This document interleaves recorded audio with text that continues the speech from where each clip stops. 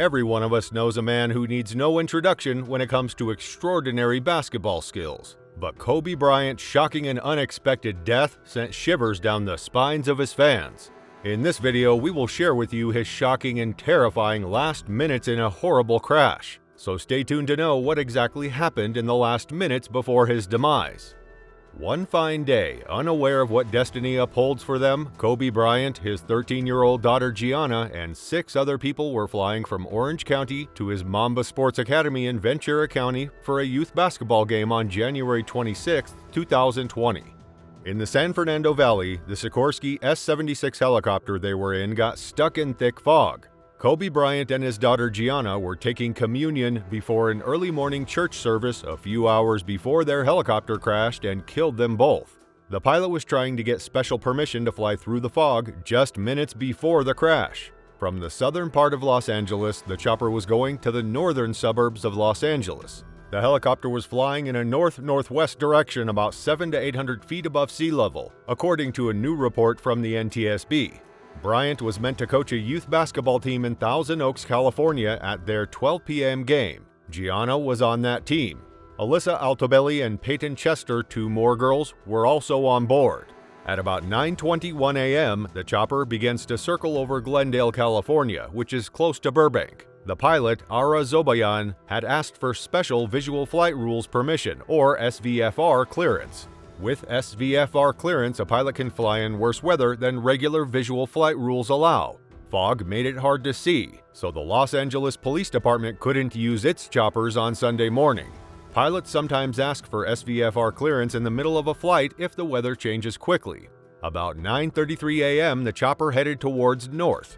The pilot is told by air traffic control to follow the 5 motorway and keep FVR conditions. Later, the air traffic detector in Burbank tells the pilot to switch to air traffic control in Van Nuys. Jennifer Homendy, an NTSB member, said that at one point the pilot asked for flight following, which is radar help for a trip that helps the pilot avoid traffic. But the Southern California Terminal Radar Approach Control director told the pilot that the helicopter was too low for them to help with flight following.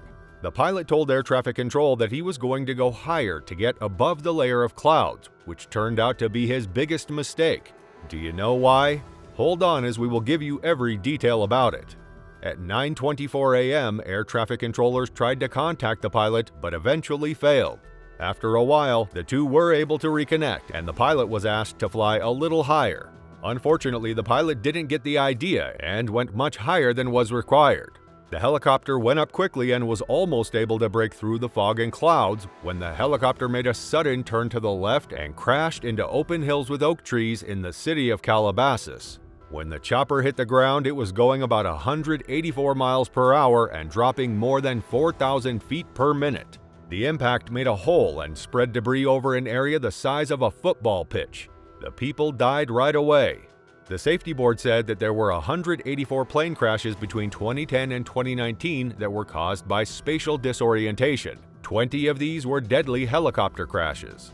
The 5 federal safety officials on the board said that the pilot of the aircraft, Zobayan, who also died in the crash, didn't pay attention to his training and broke federal rules during the 40-minute trip. During a 4-hour hearing, the agency revealed its findings. The hearing was meant to find out what might have caused the tragedy, which caused a lot of people to mourn for the retired basketball star, led to several lawsuits, and led to state and federal laws. Over the past year, experts have thought that the crash could make it necessary for helicopters to have terrain awareness and warning systems, which warn pilots when they are about to crash. The safety board has said that all helicopters should have the system, but the one Bryant was flying in didn't have it. Though according to Bill English, an official in charge of safety board investigations, it would not have made much difference even if it was there, as the warning system would have been confusing because of the terrain's hills and the pilot's loss of sense of space in the clouds. Nobody thought that their fate would take a twist around like this. Even after Bryant's physical absence, he will always remain alive in the hearts of his fans for his 20 years-long dedication and passion in the field of sports. Which quality of Kobe Bryant did you like the most and why? Let us know in the comments below.